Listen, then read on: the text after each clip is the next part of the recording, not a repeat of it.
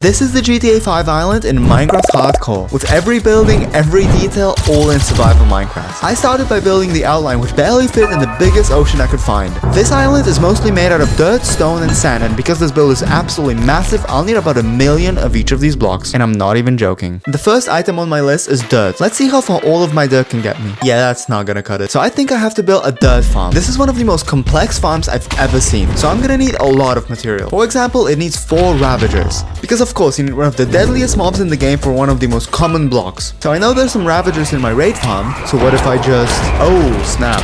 This is gonna be more difficult than I thought. So I'm gonna get other items first and then we'll come back to ravagers. I need 27 stacks of obsidian, 11 stacks of observers. I need over 400 hoppers and I don't really have any iron left, so let's build an iron farm. I'm gonna need 12 villagers for this farm, so you think that's enough carrots? You think? Now we just have to transport all of these villagers. No, what are you guys doing? I also have to build a honey farm and also this slime farm. And while these are working in the background, I'll go get ravagers again. Alright, so that's what I'm looking for. Oh my god.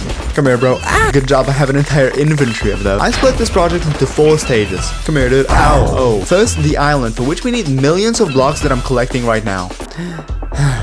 Then we'll build every town and village. Come on, bro. Oh, snap. Okay, we got the first one. Next, details, like these trees made out of netherite or these cool power lines. No. Yes. Now, oh, what? Who's gonna win? And at the end, Los Santos, which is this massive city. Come on, yes, we got it. And the last one, yes, we got them all. So I started building the bottom half of the farm, and it took me over 4 hours just to place those blocks. Now we have to transport them to the farm. Okay, now I'm taking damage. Oh my goodness. Oh no. Oh my god. Oh, we got the first one. So if I hide here, he should follow me and fall right into my trap. Please work. Yes. Oh no. Oh my god. Oh, we got him. We just gotta block this off. And the last one is almost here. Okay, how do we do this? Okay, no, I'm low and he's following me. Come on, no. Oh my god. No. Please. Oh my goodness, that was so stressful. Regardless of the incident, I managed to trap the Ravager. Then I built the rest, but I was very nervous to test it because if I misplace anything, the farm would just break. But let's see if it works. Yes, let's go.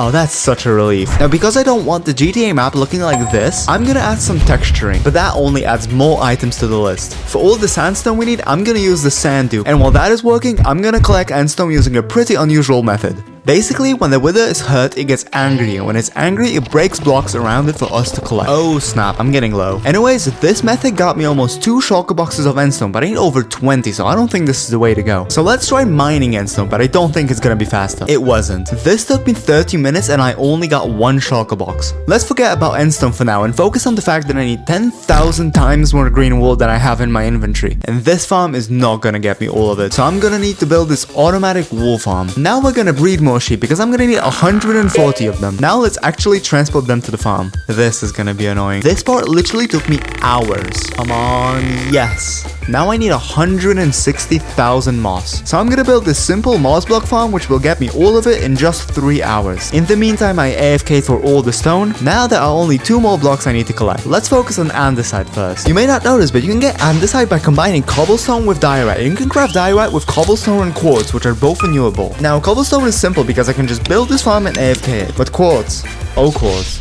To get 120,000 andesite, we need 60,000 quartz. And according to my calculations, that will use over 160,000 gold and 100 piglins to get it in a reasonable time. We'll get to piglins later, but first I'm gonna need a gold farm. So that's all the materials, and I'm just kidding. I need turtle eggs, obsidian, and all the magma. Getting 10,000 magma took a long time, but it meant we could finally build the gold farm. This is the machine where I'll put all the piglins and sort the drops to only collect quartz. But now we need 100 piglins. First, I need to grab all the totems because this is gonna be really dangerous. Now, to allow piglins to walk up to the nether roof, we need to destroy a lot of bedrock. Now I need to make a staircase down to nether wastes. I'll also need 100 golden helmets to make sure these piglins won't despawn. And if I won't wear any gold, every piglin should start following me. I'm so scared of this. Anyways, that's the first piglin trapped. Only 99 more to go.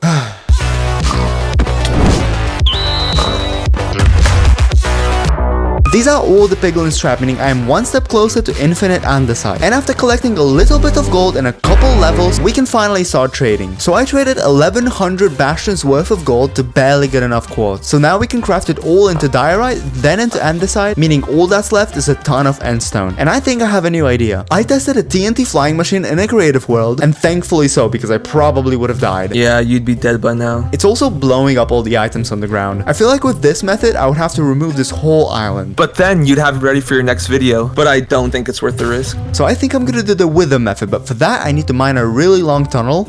I also need 3 skulls, brilliant, and we can start the fight. Are you tired of mining? Wondering if there's a better way? Looking for ways to break your armor every 5 minutes? Introducing the Wither Quarry 2.0, the groundbreaking solution to all your problems. With Wither Quarry you'll never hear this sound again, because you won't hear at all. This is so loud. Maximize your block gathering efficiency with our revolutionary solution, surpassing all others in speed. Call 1-800-CE4RR now. Zenith Incorporated doesn't hold any responsibility for any cause death while using the product. Okay, I know I said it was fast, but it still took 5 hours. And now this island is basically hollow. But look at this. We are now almost ready to build the GTA map. I said almost because as it turns out, we need a lot more stone, moss, and green wool, which just means a lot more time AFK.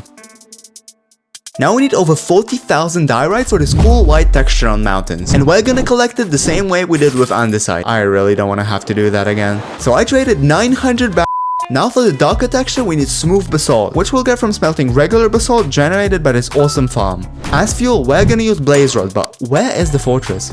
I chose it over coal because it smelts 12 items instead of 8, and I think it's easier to obtain. Oh come on. Finally, I need grey, light grey, and black concrete from the sand duper. Grey and light grey were pretty easy, but because I need 97 shulker boxes of black concrete for every road on the GTA map, I had to spend forever AFK at the sand duper and then at the concrete converter. But finally, after 5 months of collecting materials, I'm ready to begin building. I knew I was about to spend many hours just placing blocks, but I was motivated more than ever. Picturing one of the largest builds in Minecraft hardcore history in my world gave me power to pursue. So I moved all the materials to the building site, took a deep breath, and began.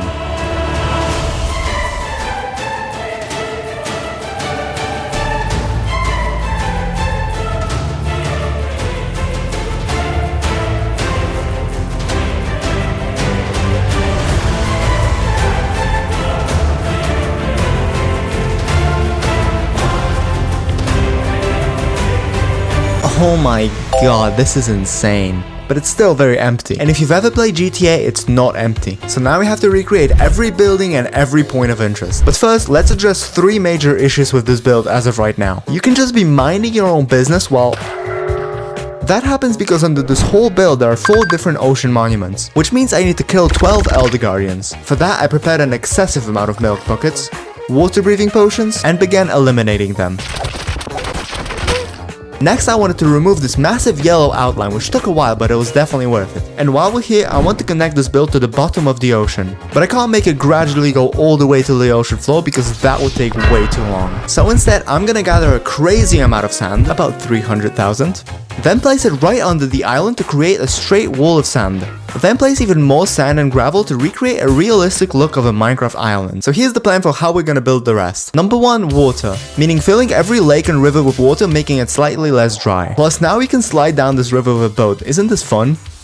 Now step 2. Towns. There are 10 different towns in GTA, so this step will require a lot of work. First I worked on Cape Catfish, since it's the smallest out of all the towns in GTA 5. It consists of 4 things: this cute birch house, which actually has interior design, this shed, this tiny wooden pier, and this dapper boat that I had to get 4 endrods for. Now Dignity Village, located east to Paleto Bay, consisting of 5 similar looking houses, obviously furnished, 2 metal shacks, and a silo represented by these iron blocks, and a small fence. Overall, a pretty forgettable place. Moving on to something more interesting, Galilee is a small village on the north coast of Alamo Sea with various styles of houses. Now, Stab City is literally just a couple campers, but because I want all of them to be different colors, I first need to collect 9 different blocks, that being birch, acacia, red sand, copper, crimson wood, quartz, nether bricks, endstone, and purple. And with that, we can start building. Once again, we're building these locations from the smallest to the biggest, leaving the entire city of Los Santos for the end. Anyways, look how cool these headlights look in lower lighting. Next up, Harmony, a bigger location that can be split into 5 sections. 4 white campers, 4 identical houses, a shopping area, whatever this is, and whatever this is number 2. Now, as these locations get bigger and bigger, we need more and more wood for houses. And if I don't want to spend hours committing mass deforestations for future builds, I need to construct a wood farm. I promise you this is important. Imagine how much wood we'll need for the entirety of Los Santos or thousands of trees in the next step. I decided to build this advanced design which uses a lot of redstone components. What, do I look like MumboJumbo? Oh. Anyways, I decided to trap a cleric villager which trades 2 redstone dust for 1 emerald. And after some extensive trading, I was ready to start building. This process reminded me of the dirt farm I built 5 months ago, because I also needed to be super careful with my moves as any misplace meant I'll need to fix everything. And despite growing a mustache, I don't feel very confident about redstone. Okay, now we can test the farm. Except, we can't. I need tons of bone meal for all the wood I want, and the only reliable method is a bone meal farm. And the smallest farm that can keep up with the tree farm is the 7-module design, generating moss then composting it to produce 40,000 bone meal per hour. But before we can build it, I need to collect 7 stacks of hay bales for targets and 4 stacks of packed ice for transferring items. Building this farm took about 2 hours, but it was genuinely super fun. For example, take a look at this clip. This is so satisfying. And to my surprise, both of these farms work perfectly. So now that we have infinite wood, we can work on Grapeseed, which is a town mostly occupied with farmland, villager houses, and 2 silos. The biggest challenge with this location was that most houses were positioned diagonally, meaning I needed to spend way more time designing it than I initially expected. Grapeseed also has its own small airport. Next, Chumash, a rich town entirely occupied by modern houses and mansions, meaning we need a lot of concrete, quartz, and glass. Chumash is the first town on this list with a location important to GTA's story mode, that being Tahir Javan's house from the Buy the Book mission. For the rest, I just used a bunch of different modern designs, but I made sure that unlike in GTA, you could actually live in all of these houses. Personally, I would choose this one because of the view. On to the next town. Ludendorff is a very important location despite being outside of the main island. It appears in the very beginning of GTA story mode and then once more in one of my favorite missions. I split this task into 3 steps. First, building a brand new island from all the leftover dirt. Now, to cover the island in snow, I'm gonna summon a bunch of snow golems. Come here, boys. And finally, build all the locations. The bank, the massive beaver statue, the church and the cemetery, and the rest of the town. Now, Sandy Shores, where the average net worth is -1 house. I actually had a lot of fun designing every build here as I had to make it look intentionally ugly. The biggest challenge was the variety of blocks, which meant I needed to spend a long time collecting everything. I also built Trevor's trailer, the candy laboratory, this motel with very big and spacious rooms, and lastly, the airfield. And for the final town, Blaine County Savings Bank in quiet Paleto Bay was robbed by 3 men who escaped in suits made of body armor. The bank robbers engaged in a rolling gun battle with police through the quiet town's main street. Weasel News, confirming your prejudices. Next up, POIs, meaning every important place outside towns and villages. I wrote down 20 locations that I have to build. That's a lot, so let's speedrun this part. Fort Zancudo, La Fuente Blanca, Model of Vineyards, Sanchansky Mountain Range, Humane Labs and Research, News Headquarters, Paleto Forest Sawmill, Davis Quartz, Devin Weston's Mansion, Palmataylor Power Station, Bolingbroke Penitentiary, Redwood Lights Track, Cherry Pie Farm, Foreclosed Farm, TPI Candy Lab, Vinewood Sign, Landag Dam, Merida Oil Field, Hippie Camp. Okay, let's slow it down. Galileo Observatory is one of my favorite locations in GTA. This is actually a real place just outside of LA, which is also featured in my favorite movie La La Land, where we can actually see the inside of this place. So I decided to fully recreate that building unlike Rockstar. The first step is to design the outside in creative. Now we need to collect the required blocks in Hardcore, so we can quickly build it there. Now we're gonna recreate 3 different rooms in this observatory, starting with the Hall of the Eye, for which we need glass, obsidian, warped wood, blue banners, and sea lantern. First, let's decorate the room. Now if we dig a hole in the ground, just like that, we can fill it with glass to create this fading effect. Next, Hall of the Sky, where we can put some paintings, this clock, yeah, totally the same thing. And finally, we're gonna map out this part of the island to create a custom painted ceiling. And for the final room, we need Skulk, a couple end rods, so we can build this planetarium. And with that, all 20 POIs are now built. Now, there are 6 main different types of trees in GTA, and one of the most common types is a palm tree, and the closest block to the palm tree trunk is ancient debris. Look how cool this looks. But collecting hundreds of the rarest block in the game for a tree would be ridiculous. Who would ever do that? Okay, but let's see how many palm trees are actually there to see if it's even possible. Realistically, I can fit around 100 palm trees in areas where they occur, meaning if every tree uses 7 ancient debris, I need that many blocks. And I have 5. I have 5 ancient debris. So let's work on the easier one first and then get to the ridiculous palm tree. First, birch and oak, for which we just need a ton of saplings. So I pulled out my trusty hoe, got to the nearest forest, and removed all the leaves as if Herobrine joined my world. Oh.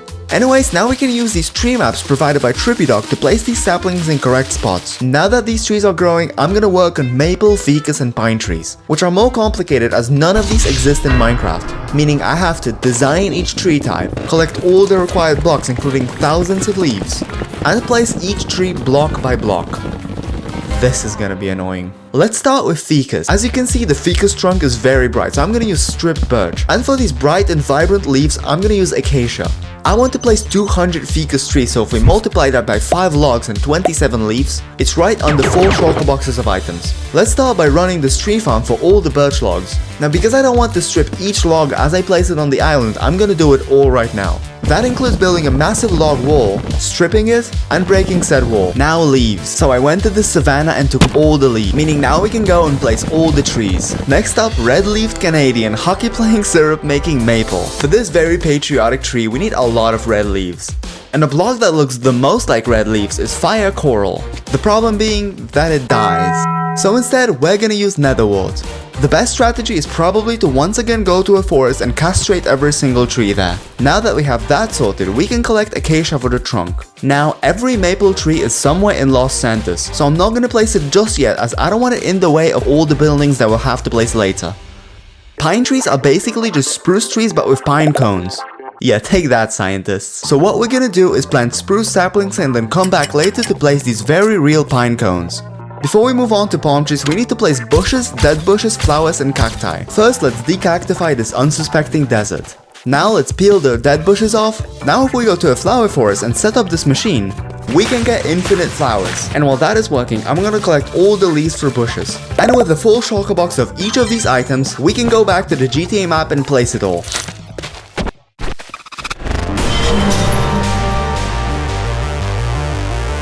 Maybe I made this too dramatic, but the thought of collecting 700 ancient debris for a tree actually scares me. But I can't push it back anymore, so I need a plan. First, let's AFK this creeper farm and use the gunpowder to craft 1000 TNT, and see how much ancient debris that gets me. And if it's not enough, we'll try faster but more complicated methods. 3, 2, 1.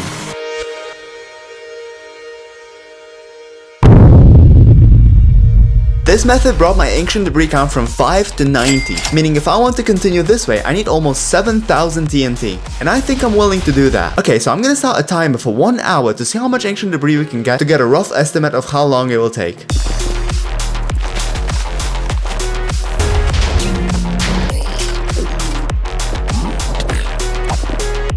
And that's time.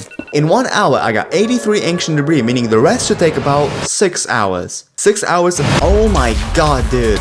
Okay, I'm being chased. Oh, I didn't set this off. When my teacher said I'll burn in hell, I'm not sure that's what she meant. Ow, ow. Well, half a heart. And there goes my totem. Oh my god. That scared me.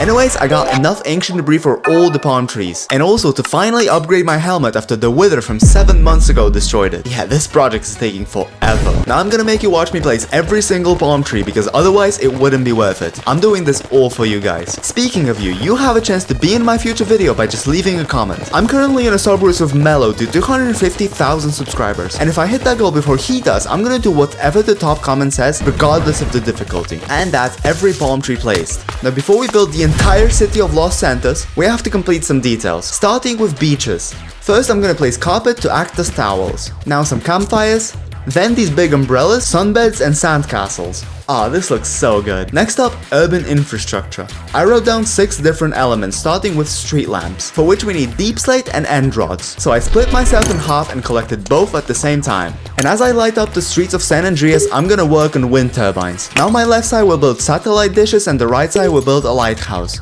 The last 2 elements require a bit more focus, so let me just Perfect. First, utility poles. And this is the material list. Except, we don't have lightning rods. Now, collecting 12 stacks of copper is easy enough, but considering that I want to use a lot more copper for Los Santos, I'm gonna need to build the most insane and game-breaking copper farm of all of Minecraft. Yeah, that's literally it. This machine turns zombies into drowns, and when they can't reach me, they call for more zombies and keep this farm going. But when I tried to exit the farm, this happened. There were over 3,000 zombies around me, and every baby zombie snuck inside of my box, and that's where this clip begins. I might actually die here. So here's the game plan. We're gonna escape this box, run past the zombies, and fly away. Let's do it.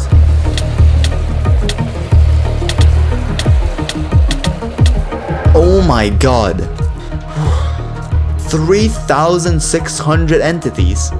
What? Okay, this farm is insane. So now that we have that out the way, I need to craft a bunch of chains to connect these poles. And we can go build them. The most annoying part was connecting all the towers.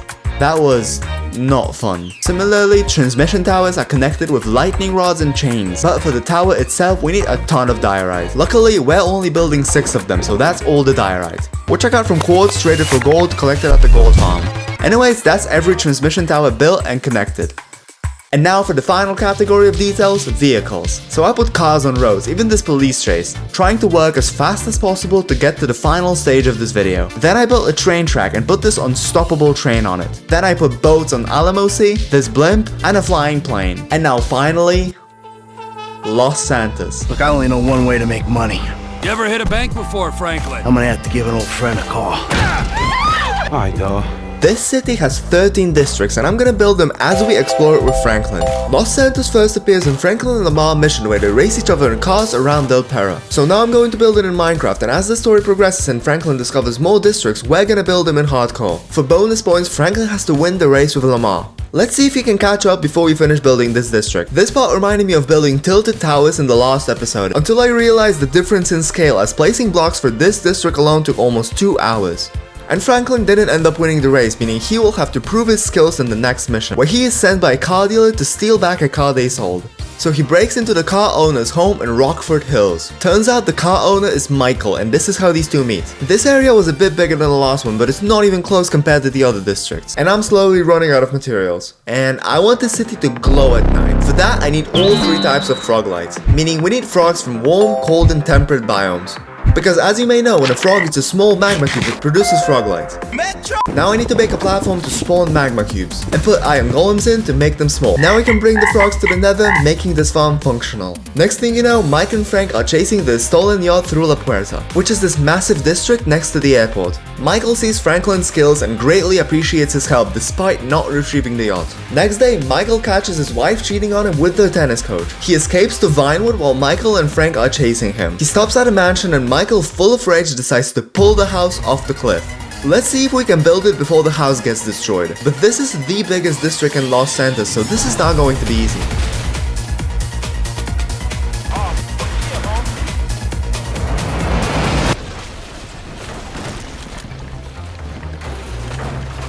Turns out the house was owned by Martin Madrazo, a head of a candy cartel, and Michael gets a $2.5 million fine. With no other choice, he decides to go back to the criminal life he once lived. But he doesn't know how to make that money yet. This next part requires a ton of blackstone. So I got 100,000 tons of gold, yes, I calculated that, and replaced the filter item at the piglin farm to only get blackstone. Now we need red nether bricks, so I made a texture pack to highlight the fully grown crops to speed up the process. The crafting recipe for tinted glass is ridiculous. For every piece we need 2 amethyst shards, meaning we need 2. We also need 3 shulker boxes of mud. Didn't know Los Santos was made out of mud, but we live we learn, right? Let's cue the mud montage.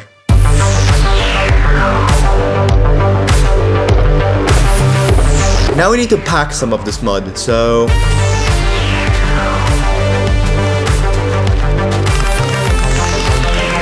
While Michael is figuring out a plan, Franklin is sent to a hotel in Richmond to assassinate the enemy. But he only has a minute and a half. Let's try to build the entirety of Richmond before his time runs out. Richmond, like the name suggests, is an area for rich people like the one Franklin has to take out. Frank shoots and he does not miss, but now he has to escape. The only way he can go is to an adjacent district, Morningwood. But we haven't built that yet, so let's do it quickly. Now if you want to download this map or the ones from previous episodes, I set up a Patreon like many of you suggested. You can either purchase each build separately or join a membership to get exclusive rewards like a private Discord server with me. Next, Franklin has to drive a stolen car to Devon Weston at the airport, whose house we've built before. This part apparently took the longest to design according to Divi, who built this entire city and the creator for this video. Massive shout out to him. Finally, Michael calls Franklin about the plan to make all the money. They go to East Los Santos where Franklin meets Trevor for the first time. The plan is to rob the maze bank, but this is not going to be simple and they will need to prepare. And while they were talking, I finished building this yet another massive district. To stay anonymous during the heist, Franklin goes to Vespucci Beach and buys masks for the boys. While building, I accidentally built a couple buildings in Little Cell, which is the last district on the list, so I'm not gonna show it to you yet. But I once again ran out of blocks. And for the last couple materials for this whole build, we need clay for bricks, calcite, and deep slate.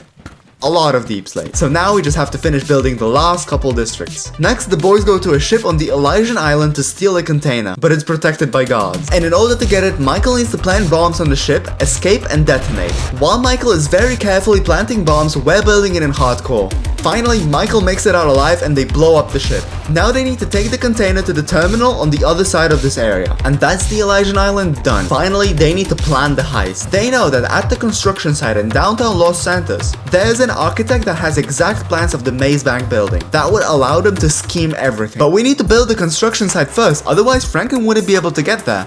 That is how that works, I promise. Now Franklin follows the architect up the construction site, and in the meantime we're building the rest of this district. Because everything there was so large and crammed in a small space, it reminded me of the time I went to New York. Especially that placing blocks for this district took 4 hours, the same time it takes to travel anywhere in that city. Meanwhile, Franklin walks up to the architect, unalives him, and runs with the blueprint, giving the boys everything they need to pull the score. The heist starts in South Los Santos. This is the second to last district, the second to last thing I need to do in this year-long project. I am so excited to finish. I can't wait to hear what you guys think about this video. Meanwhile, the boys make it to the maze bank and Franklin drills a hole to the vault. But the alarm goes off. They need to take all the money before police gets there. Meanwhile in Minecraft, I built 30% of South LS and it already looks sick. The boys leave the vault with all the money, but then police shows up. And because I can't show you the sheer massacre that happened there, I'm gonna quickly finish this district. Somehow all the boys make it out alive, but now they have to run away from police. And they conveniently escape to Little Cell, the last district on my list. At that point, it didn't even matter how long this last part took because I was so excited to finish. The largest single episode build in Minecraft hardcore history, after over a year into making, will be done after placing the last couple blocks.